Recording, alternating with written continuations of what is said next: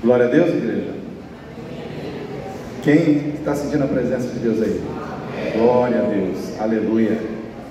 Antes de estarmos entrando, mergulhando na palavra, né, que é a parte onde Deus vai falar conosco através da sua palavra, para nós sempre é um motivo de grande alegria recebermos visitantes. Colocar o nome da Eveline e da Daniela aqui, mas eu não vou, a Eveline e a Daniela já não são mais visitantes, né? Já é a terceira vez, mas aqui a gente vai mencionar aqui os outros visitantes que realmente estão aqui, né? Pela primeira vez, acredito eu. E eu gostaria que você ficasse em pé, né? Assim que eu mencionasse o teu nome, para que toda a igreja possa saudar você nessa noite, tá bom? Então vamos começar aqui. Karine e Rafael. Aí, muito bem. Também temos aqui Juliana e Saulo. Aí, Juliana está com o nenenzinho no colo. A Isabela, é isso? A Maria Clara é... A Maria Clara da Daniel, né? Ok. Vamos saudá-los então, irmãos? Sejam bem-vindos em nome do Senhor Jesus. Deus abençoe. Deus abençoe a todos vocês que vieram aqui nessa noite. Podem se assentar, fiquem à vontade. Eu esqueci de mencionar o nome do Emanuel, que está ali, né? Emanuel, filho da Karine com Rafael. Nome poderoso, né? Quer dizer, Deus conosco. Deus conosco. E é isso aí, irmãos. Deus, Ele veio para ser Deus conosco. E Ele realizou esse propósito em Cristo Jesus. E nós estamos aqui tendo a oportunidade de honrar, celebrar, adorar, exaltar esse Deus através do culto. Então nós vamos falar hoje um pouco sobre culto, né? Você está aqui nessa noite cultuando a Deus. Talvez você que não é membro dessa igreja, você já foi em muitos outros cultos de outras igrejas, e o culto de uma maneira geral tem vários propósitos. Um deles é exaltar a Deus, demonstrar a Deus o quão importante Ele é nas nossas vidas. Pastor, por que eu tenho que ir no culto? Porque Deus te salvou, porque um dia Ele se revelou a você através do Filho, Ele te salvou e te fez filho, e te fez filha, e Ele quer ter um relacionamento com você, Ele quer te fortalecer, Ele quer te renovar. E Ele usa esse momento de culto para fazer muitas coisas que vão edificar a sua vida, que vão fortalecer a sua fé, né? Por que eu preciso estar no culto? Primeiro, porque eu preciso adorar a Deus, eu preciso ter relacionamento com Deus, eu preciso ter essa ligação pessoal com Ele. Ah, pastor, mas eu posso ter isso em casa? Pode, mas muitas vezes a gente tem que ser sincero com a gente mesmo, que na nossa vida corrida é difícil a gente parar, muitas vezes, para ler a Bíblia, para orarmos, para nos dedicarmos a essa relação com Deus. O ideal é que todos nós que estamos aqui possamos ter um momento assim, vamos dizer assim, valioso, importante, e um momento assim, com bastante tempo na nossa casa para nos dedicarmos a Deus. Mas o fato é que muitos, ou a maioria não conseguem, né? Talvez poucos ainda até consigam, mas a grande maioria não consegue. E nós precisamos estar aqui, né, celebrando ao Senhor. Também precisamos estar aqui por quê? Porque o propósito de ser igreja envolve unidade entre pessoas. A igreja, ela não é uma pessoa só. A igreja, ela é a somatória de todos os salvos. Eu fui salvo por Jesus, juntamente com várias pessoas foram salvas por Jesus, e nós decidimos caminhar juntos na fé. E a Bíblia diz que nós temos que procurar termos o que? Unidade. Precisamos estar unidos, porque a igreja é como se fosse um corpo humano, onde cada pessoa é um membro. Um é mão, outro é pé, outro é braço. E a gente vai entendendo qual é o nosso lugar no corpo à medida que a gente vai se relacionando com os outros membros do corpo, né? E nesse propósito de termos unidade também existe um outro propósito que ele é subjetivo, mas ele está lá, que é o propósito de exercitarmos amor, no sentido de recebermos amor, de darmos amor, né? Não somente no sentido de recebermos coisas boas, quando damos coisas boas, mas também de darmos coisas boas quando recebemos coisas ruins. Como, pastor? Porque, irmãos, amar não é só você dar o que é bom e receber o que é bom. Amar muitas vezes é perdoar. Sim ou não? Quando é que você perdoa? Quando a outra pessoa acerta com você? Quando a outra pessoa erra. Faz parte, né, do processo.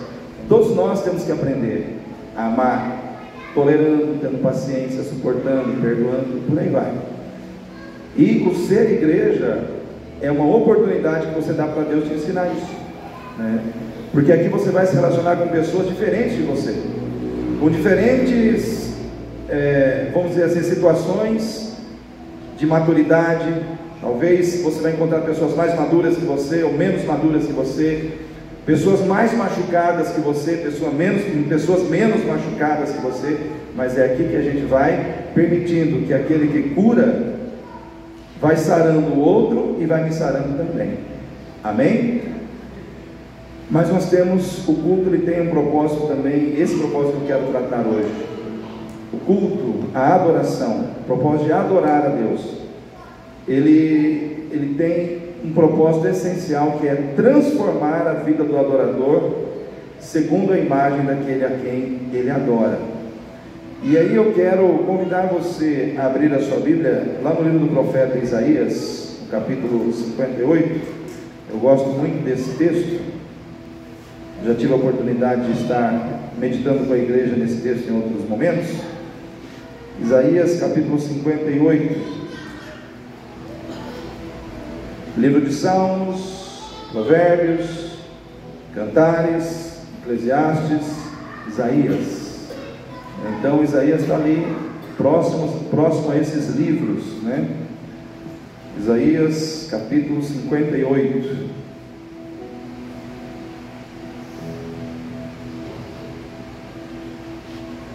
Isaías capítulo 58.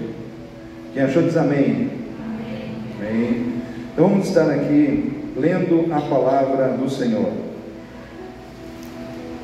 Diz assim, Isaías 58, 1. O Senhor falando com o profeta: clama em alta voz, não te detenhas. Levanta a tua voz como a trombeta e anuncia ao meu povo a sua transgressão e à casa de Jacó os seus pecados. Todavia me procuram, cada dia tomam prazer em saber os meus caminhos, como um povo que pratica a justiça e não deixa o direito do seu Deus. Perguntam-me pelos direitos da justiça e têm prazer em se achegarem a Deus, dizendo: por que jejuamos nós e tu não atentas para isso? Por que afligimos as nossas almas e tu não sabes? Eis que no dia em que jejuais, vós achais o vosso próprio contentamento, requereis todo o vosso trabalho, e eis que para contendas e debates jejuais, e para ferires com punho iníquo, não jejueis como hoje, para fazer ouvir a vossa voz no alto. Seria este o jejum que eu escolheria? Que o homem um dia aflige a sua alma, que incline a sua cabeça como um junco, e estenda debaixo de si saco e cinza? Chamarias tu isto jejum e dia aprazível ao Senhor? Porventura não é este o jejum que escolhi, que soltes as ligaduras da impiedade, que desfaças as ataduras do jugo, que deixes livres os oprimidos, que despedaces todo o jugo? Porventura também não é que repartas o teu pão com o faminto, recolha em casa os pobres e abandonados, e quando vires o nu, o cubras, e não te escondas da tua carne, então romperás a tua luz como a alva, e a tua cura apressadamente brotará, e a tua justiça irá diante de ti, e a glória do Senhor será a tua retaguarda. Amém, igreja? Irmãos, Deus gosta de oração? Sim ou não? Levanta a mão quem acredita que Deus gosta de oração. Muito bem. Deus gosta de jejum? Deus gosta de louvores? Deus gosta, irmãos, de culto? Muito bem. Então esse texto aqui, ele fala que o povo estava cultuando a Deus, o povo estava se achegando diante de Deus. Aqui nós temos um povo buscando a Deus. Esse texto aqui fala de um povo que está buscando a Deus, e que está inquirindo a Deus, e que está perguntando para Deus por que eles estão jejuando, por que eles estão buscando, por que eles estão se humilhando na presença de Deus, por que eles estão orando, jejuando, buscando, cultuando, mas Deus não lhes responde. fez-se silêncio de Deus para com um povo que estava cultuando. E quando eu penso no culto, irmãos, eu penso em tudo que eu já falei aqui no início, mas eu penso que acima de tudo o culto ele tem que ser transformador. Se eu entrar por aquela porta, por aquela, participar de um culto e nada na minha vida transformar, é como se o propósito do culto não tivesse acontecido de maneira profunda na minha vida ou na sua vida. O propósito do culto é transformar aquele que cultua, é transformar aquele que adora o Criador de todas as coisas. Então, um dos propósitos essenciais do culto é promover transformação na vida das pessoas quando elas estão adorando e cultuando a Deus.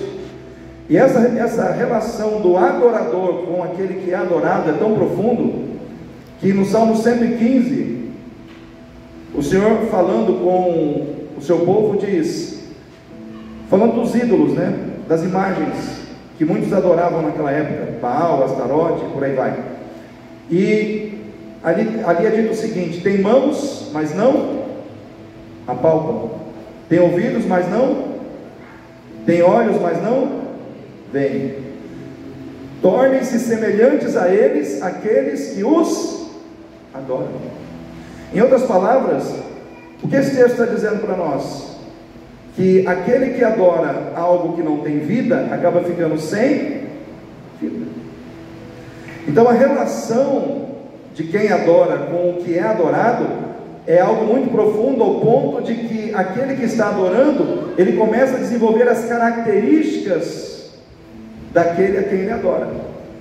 E se nós adoramos um Deus que é cheio de vida, um Deus que é vivo, um Deus que tem vida moral, vida espiritual, um Deus que tem nobreza de caráter, à medida que nós adoramos esse Deus, o que está nele começa a se manifestar em nós. A vida dele, os princípios dele, a visão dele, os sentimentos dele, o que é importante para ele passa a ser importante para nós. Por quê? Porque estamos adorando a ele. Então a adoração, ela te leva a desenvolver na sua vida características do Deus que você adora. E aqui nesse texto de Isaías 58, Isaías, como profeta de Deus, ele está falando a um povo que está adorando, ele está falando a um povo que está cultuando a Deus. E tudo indica, irmãos, que aqui era um culto, tipo assim, um culto a nível nacional. Haviam cultos nacionais, que eram cultos que aconteciam de época em época, né? A cada 7 anos, a cada ano. Poderia ser um culto de trombetas, onde todos aqui estavam oferecendo a Deus um jejum nacional. Todos paravam para cultuar a Deus. E nesse momento, Isaías, ele é chamado por Deus, e Deus diz para ele: profeta, clama, ergue a tua voz, não te detenhas, fala com o meu povo sobre os seus pecados, fala com o meu povo sobre as suas transgressões. Por que, profeta? Porque o meu povo está me buscando, como alguém que tem desejo de conhecer a minha vontade, como alguém que está me inquirindo, que está questionando a minha justiça. Por quê? Porque eles estão me buscando e eu não estou respondendo. Mas fala com eles sobre os seus pecados. Irmãos, o que está acontecendo aqui? O povo estava triste com Deus, o povo estava indignado com Deus, porque eles achavam que Deus não estava satisfazendo as suas necessidades como eles queriam que Deus as satisfizesse.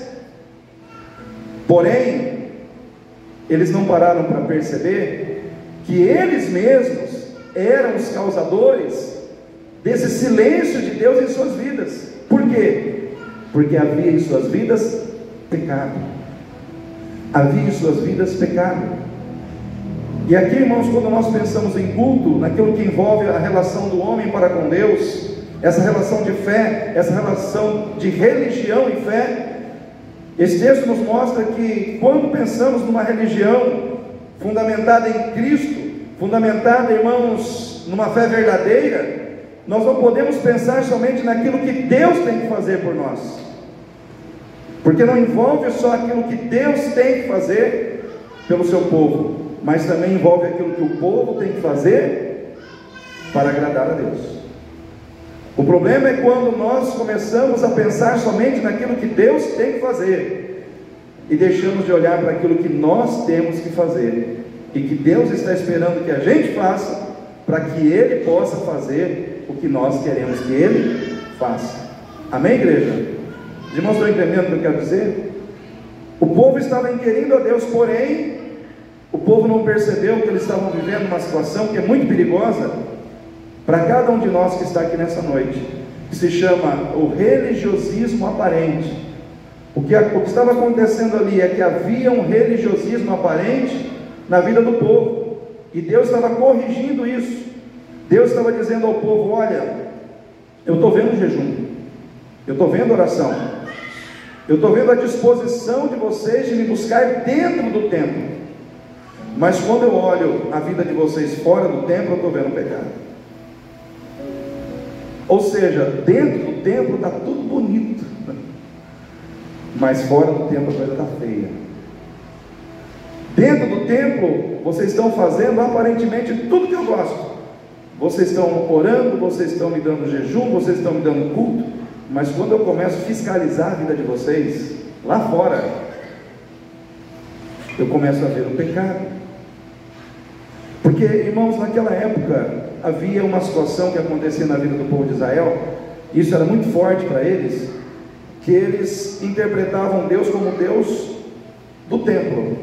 Para encontrar com Deus, eles tinham que sempre estar no templo, era o Deus do templo. Então, tudo que eles tinham que fazer de melhor, eles tinham que fazer aonde? No templo, porque para eles Deus era o Deus do templo. Só que Deus não era o Deus do templo, Deus é o Deus da vida. Deus estava dizendo: eu não sou o Deus do templo, o templo é apenas mais um lugar onde eu estou, mas eu sou Deus da vida de vocês. Eu estou com vocês na casa de vocês, eu estou com vocês na rua, quando vocês estão na rua, eu estou com vocês no trabalho de vocês, eu estou com vocês aonde vocês estiverem, porque eu não sou o Deus do templo, eu sou Deus da vida. E eu quero dizer para você nessa noite, queridos, aquele Deus que era o Deus da vida é o Deus da sua vida e da minha. Ele não é o Deus que você encontra só aqui dentro, Ele é o Deus que está com você em todos os lugares para onde você vai. Ele é o Deus que te acompanha em todos os ambientes, aonde você vai, Ele vai com você, Ele caminha com você, porque o nosso Deus é o Deus da vida, Ele veio para fazer parte da nossa vida. Não tem como você pegar, sair por aquela porta, que acabou o culto, sei lá, 8 horas, 8 e pouquinho, Deus fica aqui dentro e você vai embora. Não tem jeito não, irmãos. Você sai por aquela porta, o olhar de Deus vai sobre a tua vida, Deus vai com você, Deus caminha com você. E o que aconteceu? Estava bonito dentro do templo, mas estava feio fora do templo. E aí o que acontece? Deus falou para o profeta: eles estão me inquirindo, por que eu não respondo? Fala para eles dos seus pecados, fala para eles das suas transgressões. Porque, irmãos, hoje no meio evangélico não se fala mais de pecado. Hoje só tem, assim, a maioria das pregações é coaching, sim ou não? 10 passos para você ficar rico em Cristo, 10 passos para você ser próspero, 10 passos para você isso e aquilo, só para você melhorar de vida aqui. Mas o evangelho não é isso, irmãos. O evangelho não é você ser próspero. Às vezes servir a Deus, às vezes servir a Deus de verdade, vai levar você a perder no material para ganhar no espiritual. Entende o que eu estou falando? Às vezes quando você se compromete com Deus mesmo, você pensa que você vai ganhar no material, às vezes você perde no material para ganhar no espiritual. O apóstolo Paulo, ele tinha um espinho na carne. 3 vezes ele orou ao Senhor. O que o Senhor disse para ele? Minha graça te basta, Paulo. Vai ficar com o espinho na carne, mas humilde na minha presença. Naquele momento, para Deus, a humildade que ele queria ver no coração do apóstolo Paulo era mais importante do que ver ele sem o espinho na carne. Porque o apóstolo Paulo, ele diz que ele viu, ele foi levado ao terceiro céu, ele teve visões inefáveis, para que ele não se ensoberbecesse, foi-lhe dado um espinho na carne. Ensoberbecer é se orgulhar, é se vangloriar, ou seja, Deus deu um probleminha no material para fazer ele ganhar no espiritual. Às vezes, irmão, servir a Deus não é esse romance que passam para a gente. Você, filho do rei, só vai prosperar, só vai isso, só vai aquilo. Aí, de repente, você começa a passar por luta. Uai, mas pregaram o evangelho errado para mim. Não é assim não, irmão. Ser filho do rei é você saber que a sua vida está garantida na eternidade. O seu nome está escrito no livro da vida e de lá ninguém tira. Mas você vai passar por luta, às vezes vai passar por luta mais que o incrédulo, às vezes vai passar por prova mais do que o ímpio, que nem conhece a Deus e nem serve a Deus. Mas no meio daquela luta, saiba de uma coisa: não vai te faltar a presença do Altíssimo. Vai ter luta, mas vai ter Deus. Vai ter luta, mas vai ter providência do céu. Vai ter luta, mas a mão de Deus estará sobre a tua vida. Você tem que entender, irmão, uma coisa que o povo de Israel não entendeu. Quando a gente vive em torno de um religiosismo aparente, a gente acaba desenvolvendo problemas que nos impedem de crescer. E um desses problemas é o vitimismo. Sabe aquela pessoa que tem síndrome de vítima? Todo mundo quer o meu mal. Todo mundo. Eu estou sofrendo, a culpa é do ciclano, do fulano, do beltrano, de Deus. Todo mundo tem culpa, menos o verdadeiro culpado. Sim ou não, irmãos? Menos o verdadeiro culpado, porque a pessoa não consegue ver os seus erros.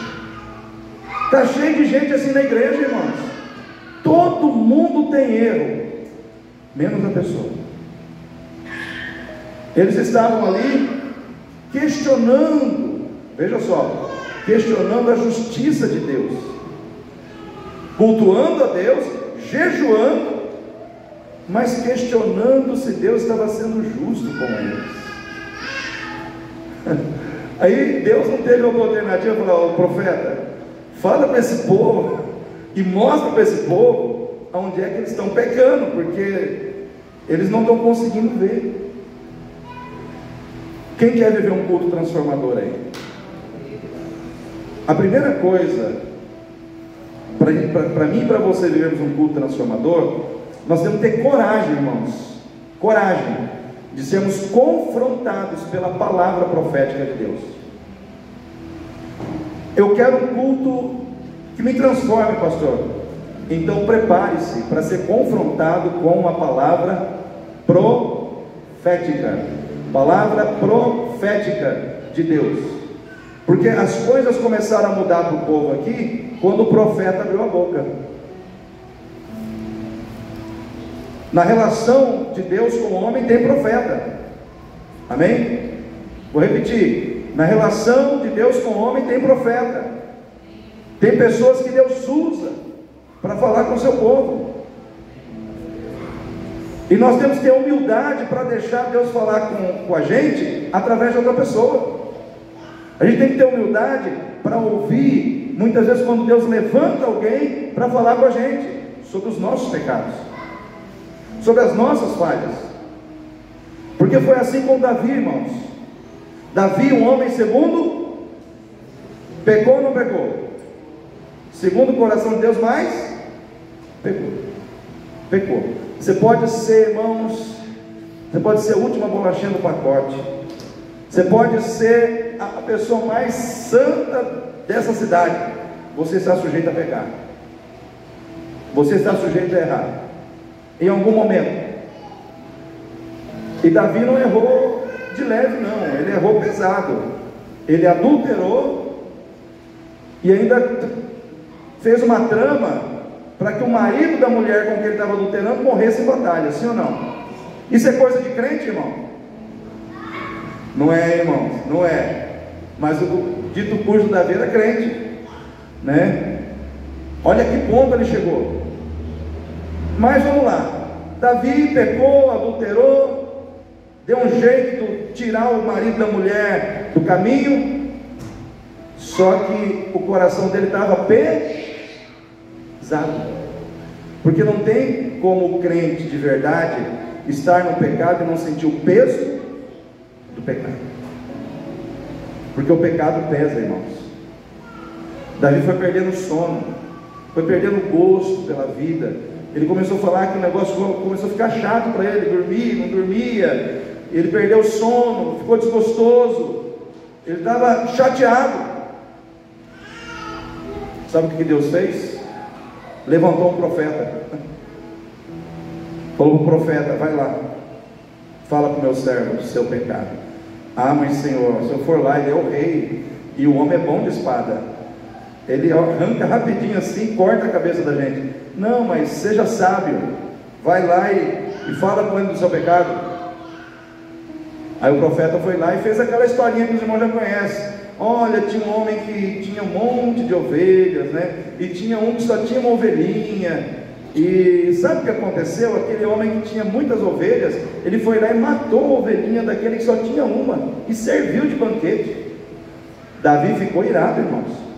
Davi ficou assim, indignado. Falou: se esse homem está no meu reino, me fala agora o endereço, eu vou mandar matar esse homem. Aí o profeta falou: esse homem é o Senhor.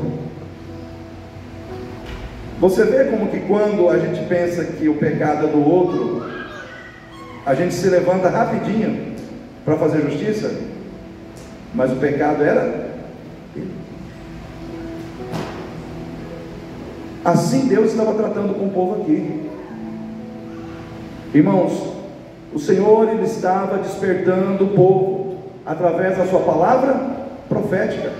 A palavra profética de Deus, ela vem para revelar a vida do adorador para Ele mesmo. Deus é um Deus que revela, irmãos. Quem acredita que Deus revela? Existe o dom de revelação, que nem a sexta-feira a irmã que foi usada aqui, né? Deus começou a usar ela em revelação aqui. Falou de pessoas que estavam assim, assim, assim. Falou de uma irmã que estava com um problema assim, assim, assim. Ela foi citando especificamente aquilo que Deus estava revelando. Isso é o dom profético da revelação. É bíblico, existe, está em atividade, está em atividade. Mas Deus também revela através da sua palavra. Às vezes você vai numa igreja, está lá o pregador, cara chato, mas está lá pregando. Estou falando chato porque estou falando de mim, tá, irmãos? Está lá pregando, e aí de repente, no meio da pregação, no início da pregação, aí você fala: Deus está falando comigo, esse negócio é para mim. Essa parte, nossa, Deus está falando comigo, mas ele não sabe disso.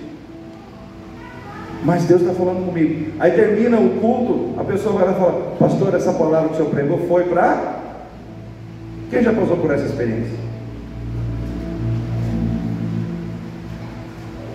Por quê? Porque a palavra profética, ela revela você para você mesmo. Ela mostra quem você é por dentro. As coisas da sua vida, elas podem estar escondidas para as pessoas, mas elas não estão escondidas aos olhos de Deus. E Deus começou a revelar para o povo os seus pecados, e começou a falar com o povo dos seus pecados. Por quê? Porque Deus queria maltratar o povo? Não, irmãos. Porque Deus queria chegar aqui no versículo 8: então romperá a tua luz como a alva, e a tua cura apressadamente brotará, e a tua justiça irá diante de ti, e o Senhor, e a glória do Senhor será a tua retaguarda. Então clamarás, e o Senhor te responderá, gritarás, e Ele dirá: eis-me aqui. Era isso que o Senhor queria fazer com o povo. O Senhor queria ir à frente do povo. O Senhor queria responder na hora que o povo clamasse. Mas para isso o pecado tinha que sair. Porque, irmãos, aonde o pecado é aceito, aonde o pecado é bem tratado, aonde as pessoas vão cevando o pecado, ele vai ficando gordinho, bonitinho, aonde o pecado, irmãos, ele é bem cuidado, Deus não trabalha. Deus trabalha onde o pecado ele é desprezado. Amém? Onde o pecado é desprezado. A palavra profética vem para despertar o povo, despertar o coração do povo para Deus, para a vontade de Deus. Porque, irmãos, não tem como nós experimentarmos a boa, agradável e perfeita vontade de Deus se nós não nos comprometermos em fazer a vontade de Deus. É ilusão, irmãos. Não, Deus vai me abençoar mesmo estando em pecado. Não vai, irmãos. Não vai. Ele vai primeiro tratar do pecado. Isso é uma coisa que Deus está tratando hoje com a igreja evangélica no Brasil e no mundo, é com o tal do pecado. Porque tem muito líder aí, eu não vou nem falar, mas eu fico triste quando eu ouço o escândalo na igreja A, na igreja B, pastor envolvido com esquema disso, com aquilo, com adultério, com...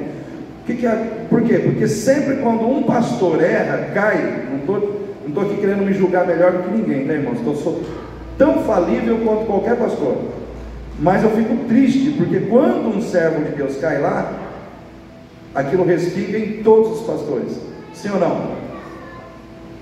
Porque o povo generaliza, e aí tem um monte de gente machucada com a igreja, que não quer entrar em igreja. Esses dias a minha esposa falou que ela viu um vídeo falando de entrevistas na rua, em que a pessoa perguntou assim: olha, qual religião você nunca seria? Ela falou que a que ganhou é evangélica. De todas eu não quero ser evangélico. Eu já fui, nunca mais quero ser na vida. Você imagina um negócio desse, irmãos? Por que essas pessoas estão dizendo isso? Isso me deixa preocupado e triste ao mesmo tempo. Por quê? Porque alguma coisa aconteceu nessas vidas que as feriu, que as machucou. Nós temos que ter a consciência de que Jesus está voltando. Amém, irmãos?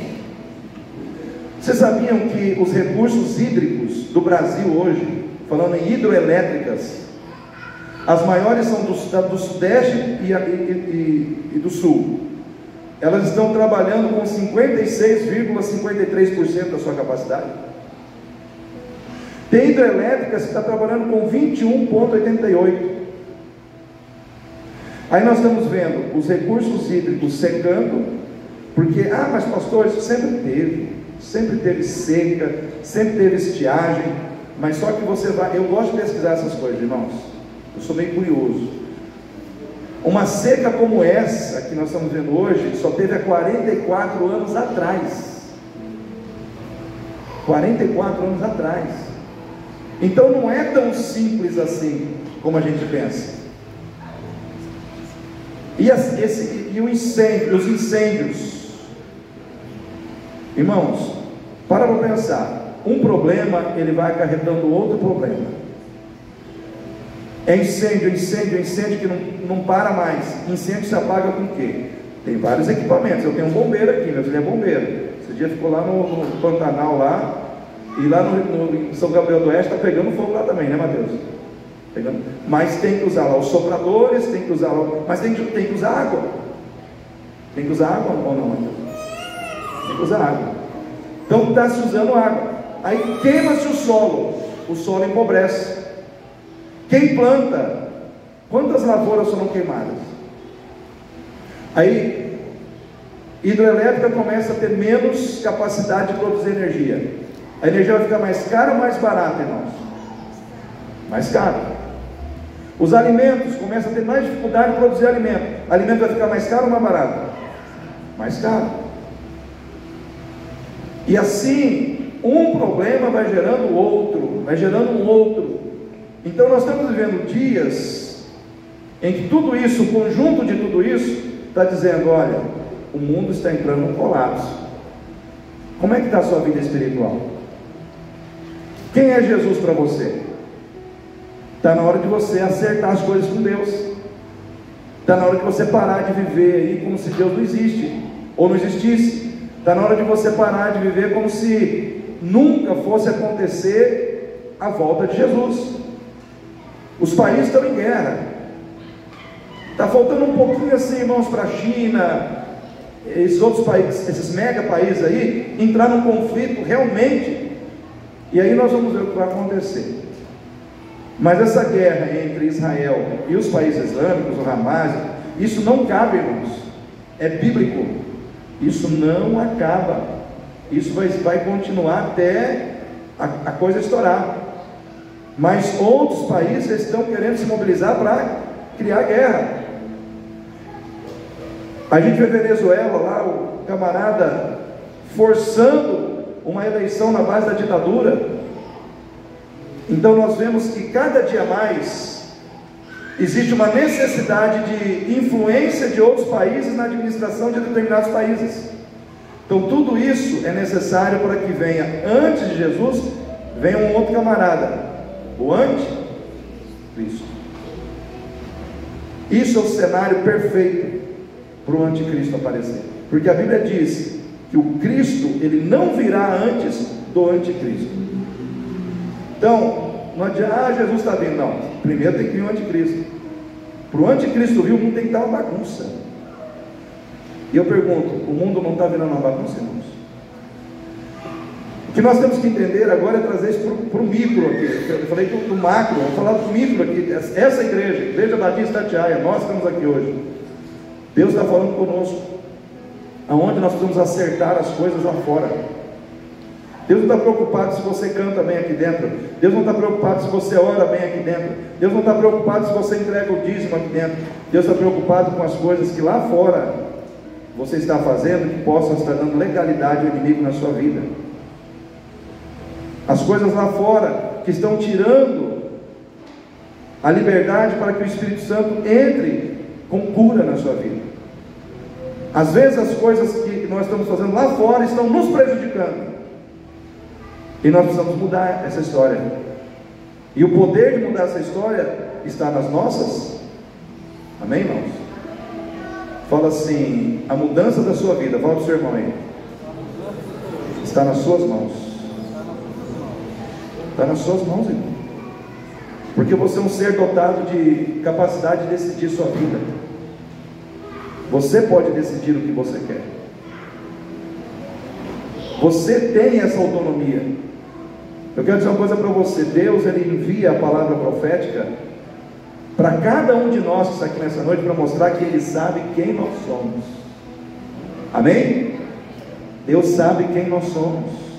Maridos, Deus sabe quem nós somos quando nós estamos lá diante da nossa esposa e temos a oportunidade de tratar bem, tratar com amor, tratar com carinho, ou lançarmos palavras rudes, palavras que ferem, palavras que machucam. Deus sabe, esposas, quem vocês são diante dos seus maridos. Se você é aquela esposa ajudadora, companheira, que para agradar a Deus se submete muitas vezes à vontade do seu marido, ou se você é aquela esposa briguenta, rixosa, queixuda, que fala: não, sou feminista, eu não me dobro. Aí Jesus está falando: pelo amor de Deus, onde está a minha palavra, né? Irmãos, é maravilhoso ver a mulher empoderada nos dias de hoje. Isso é tremendo. Maravilhoso a mulher estar nas frentes de trabalho, ocupando cargo público, em tudo que é lugar. A mulher tem que estar onde ela tem capacidade de estar. Só que, biblicamente falando, ela não pode medir forças com marido. E hoje tem muitos lares assim, um querendo ver quem pode mais. E o diabo sentado no muro, comendo um cachorro quente, dando risada, dizendo: está do jeito que eu gosto. Porque, irmãos, quem ganha com as nossas brigas não é o reino dos céus, é o reino das trevas. E se você tem filhos pequenos, eles assistem, eles aprendem tudinho. Parabéns para você, porque você está ensinando alguém a fazer as coisas erradas que você está fazendo, né? E a criança absorve tudo, não só os hábitos, mas ela internaliza o sentimento de tristeza por aquilo que está acontecendo. Então você está ferindo uma criança. Então nós, como cristãos, nós temos que muitas vezes avaliar essas situações da nossa vida. Ah, mas eu estou na igreja, pastor, eu oro, eu leio a Bíblia, eu até falo em línguas. Amém, irmãos? Você pode fazer tudo isso, isso é maravilhoso, continue fazendo, mas essas coisas lá fora também precisam ser feitas. Deus sabe quem nós somos. A palavra de Deus nos revela que pela palavra profética Deus envia essa palavra para dizer para cada um de nós que Ele sabe quem nós somos. Quando estamos diante de uma tela de computador na madrugada e nós temos a oportunidade de ver pornografia, Ele sabe se nós estamos vendo ou não. Sim ou não, irmãos? Não adianta eu falar uma coisinha aqui de boa para você, que você já sabe. Nós temos que entrar naquilo que precisa ser arrumado, que precisa ser ajustado, porque senão as coisas não acontecem. Deus sabe quem nós somos quando a gente tem a oportunidade lá fora de falar bem da igreja onde a gente está, ou de falar mal, de falar bem do pastor da igreja ou falar mal. Deus sabe quem nós somos quando nós temos a oportunidade de servir as pessoas ou de não servir. Deus sabe quem você é no momento em que ninguém está te vendo. Porque, irmãos, nós podemos fugir dos olhos de todo mundo, mas ninguém foge dos olhos de Deus. O salmista diz: para onde me irei do teu espírito? Se subir a alva, lá o Senhor está. Se descer nas profundezas do abismo, lá o Senhor está também. Para onde me ausentarei do teu espírito? Se o Senhor está em todos os lugares. Deus está aqui, mas quando você sair daqui, Ele vai estar lá na tua casa também. Amém, igreja? Ele vai estar com você, porque Deus é o Deus do tempo, Deus é o Deus da vida, Deus é o Deus da vida. 3 coisas o Senhor viu na vida do povo. Primeiro, Deus viu que o povo dava jejum, oração, mas lá fora Deus viu contenda. Olha só o que diz aí, versículo 4, Isaías 58, 4. Eis que para, o que está escrito aí? Eis que para, todo mundo fechou a Bíblia? Eis que para contendas e debates jejuais. Irmãos, se tem uma coisa que entristece o coração de Deus, é briga, é contenda. Aonde tem briga, onde tem contenda, Deus não age. Por quê? Porque a contenda, ela gera um ambiente doentio, um ambiente doente. Por quê, irmãos? Porque aonde tem contenda, presta atenção aqui, contenda gera um ambiente doentio. Porque onde tem contenda, pessoas se ferem e pessoas são feridas. Sim ou não? Pessoas se ferem e pessoas são feridas. E aonde pessoas se ferem e pessoas são feridas, surgem algumas coisas que entristecem o coração de Deus. Por exemplo, mágoa. Quem já ficou magoado? Pode levantar a mão, irmãos. Eu já fiquei também. Ninguém aqui é tão santo assim, né? Surge mágoa, surge rancor, surge raiva, ira. Sim ou não, irmãos? Vai surgindo todas essas coisas, e essas coisas elas vão minando a alegria, minando a paz, minando o amor. E a Bíblia diz que eles contendiam, eles estavam no templo, eles estavam adorando a Deus dentro do templo, mas fora do templo, irmãos, era soco na boca do estômago, era raquetada, chute na canela. Irmãos, eu fico imaginando, será que tem lar que é assim? Será que existem casamentos que são assim? Será que existem pessoas no âmbito familiar que estão vivendo esse tipo de realidade? Lá em Mateus 12, 25 diz que todo reino dividido não prosperará, não subsistirá. Toda casa dividida contra si mesmo não prosperará. Então a Bíblia diz que onde tem divisão não tem prosperidade. Aonde tem divisão, onde tem contenda, não subsiste. Então nessa noite, o Senhor está falando para você e para mim, que para Ele poder abençoar, a contenda tem que sair.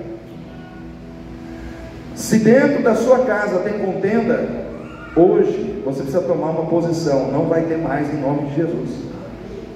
Amém, irmãos? Se dentro da sua família, se no seu relacionamento com alguém da igreja tem contenda, você tem que resolver a contenda. É simples. Tem que resolver a contenda.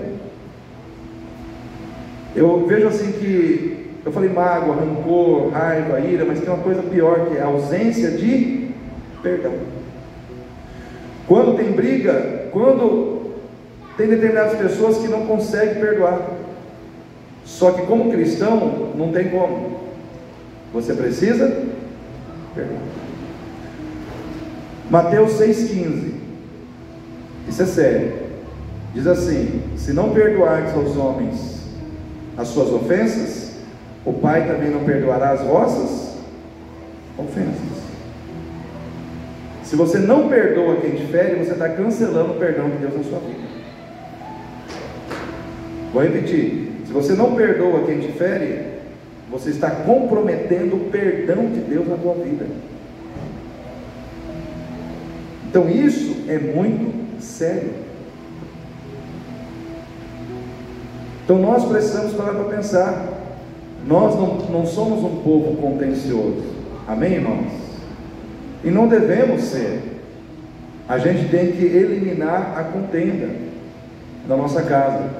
Então a primeira barreira que você tem que tirar da sua vida, que impede você de viver um culto que te transforme, é a contenda. Segundo, você tem que eliminar da sua vida a ganância. Versículo 3, dizendo: por que jejuamos nós, tu não atentas para isso? Olha o povo perguntando para Deus. Por que afligimos as nossas almas e tu não sabes? Aí vem a resposta: eis que no dia em que jejuais, achais o vosso próprio contentamento, e requereis todo o vosso trabalho. Irmãos, aqui está dizendo assim: requereis todo o vosso trabalho. Tem alguém aí que tem uma versão que diz assim: explorai os seus empregados? Tem alguém que tem essa versão?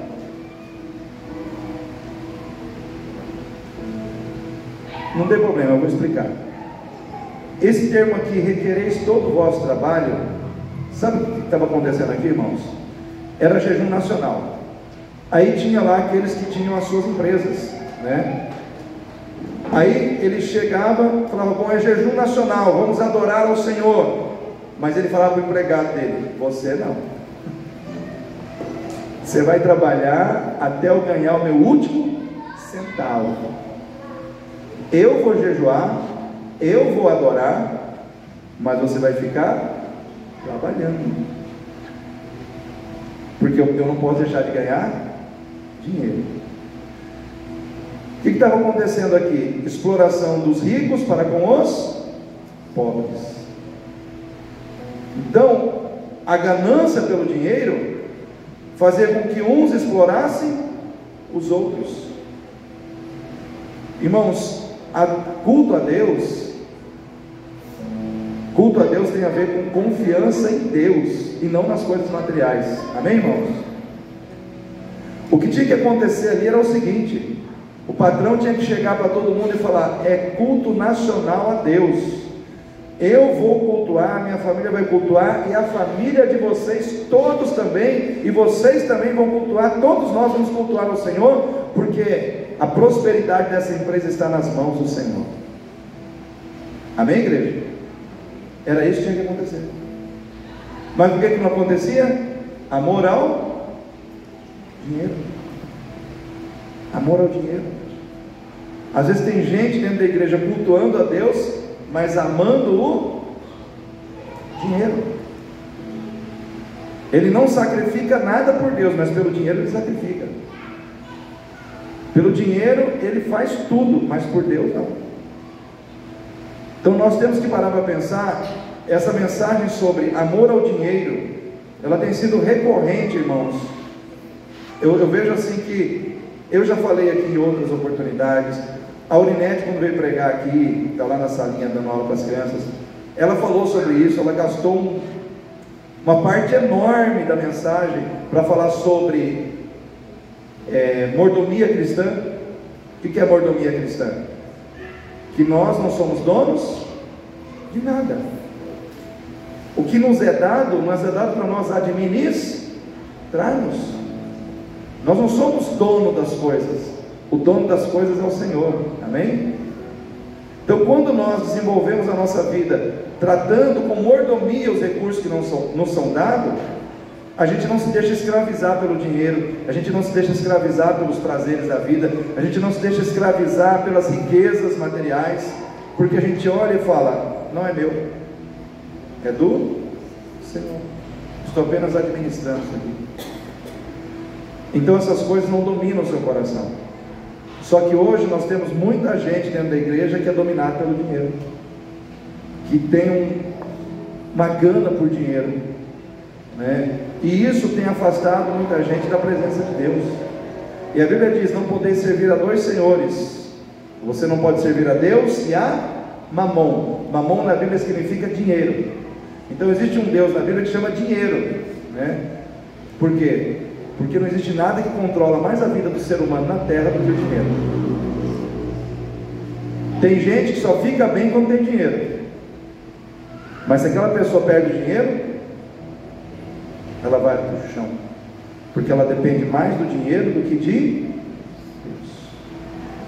Então Deus viu a ganância. Aonde está a sua segurança? Aonde está a sua segurança, irmão? No seu dinheiro ou no seu Deus? Quem tem a segurança em Deus, levanta a mão. Aleluia. Se a sua segurança está em Deus, Deus vai te dar dinheiro para você ajudar os outros, para você ajudar a igreja, para você, sabe, fazer desse dinheiro um instrumento nas suas mãos, porque ele não vai te dominar. Agora, se você ama o dinheiro, talvez você vai passar dificuldades, para Deus te ensinar que não é o dinheiro que te sustenta, é Ele. Não é o dinheiro que sustenta a tua casa, é o Senhor. Amém, irmãos? É o Senhor. Mas em último lugar, irmãos, encerrando essa palavra, e todo mundo gosta quando o pastor chega, né, e fala, encerrando essa palavra, a última situação que é vista aqui é a omissão na prática do amor e na justiça social para com os pobres. O Senhor, porque nós temos hoje o culto de mãos cheias.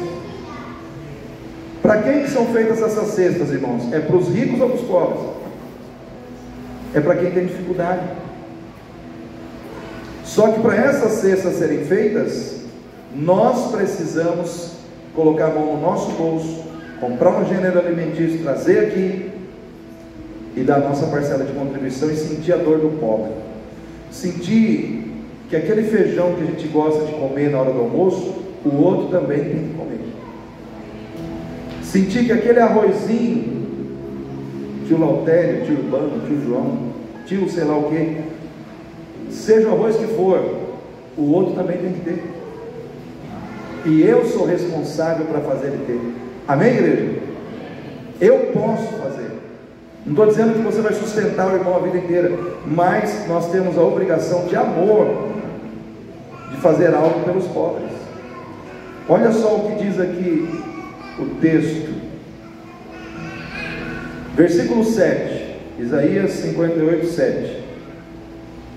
Porventura não é também que repartas o teu pão com o faminto? Recolhas em casa os pobres e abandonados? E quando vires o que está nu, o cubras, o vistas, e não te esconda da tua parentela ou da tua carne. Sabe aquele camarada que vai te pedir dinheiro?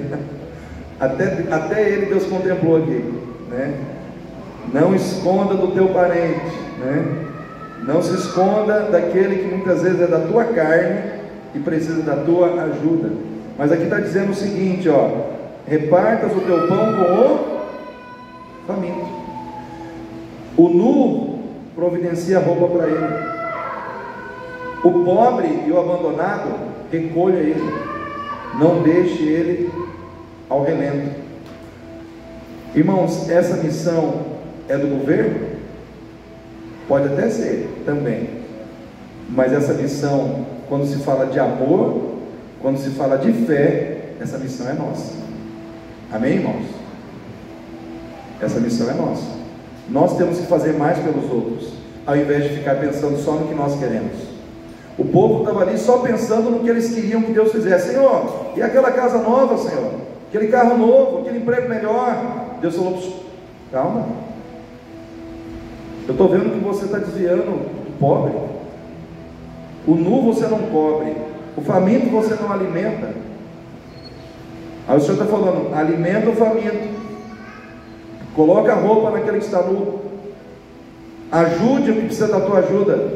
Aí sim a tua luz romperá como a alva, a tua cura apressadamente brotará, a tua justiça irá diante de ti, e a glória do Senhor será a tua retaguarda.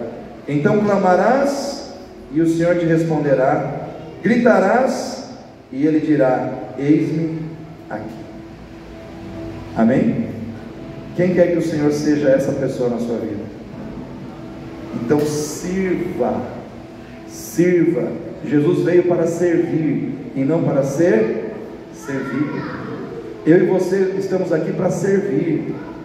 Nós temos que servir com aquilo que Deus nos deu, para que vidas sejam abençoadas. Então, para que nós possamos provar do melhor de Deus, nós temos muitas vezes que, vou enumerar aqui: destruir a contenda. Amém, irmãos? Amém. Acabar com o espírito de contenda. Segundo, destruir a ganância na nossa vida. Terceiro, ajudar os pobres, ajudar quem precisa de ajuda. Dá para fazer isso, irmãos?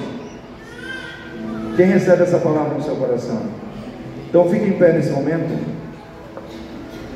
Quem trouxe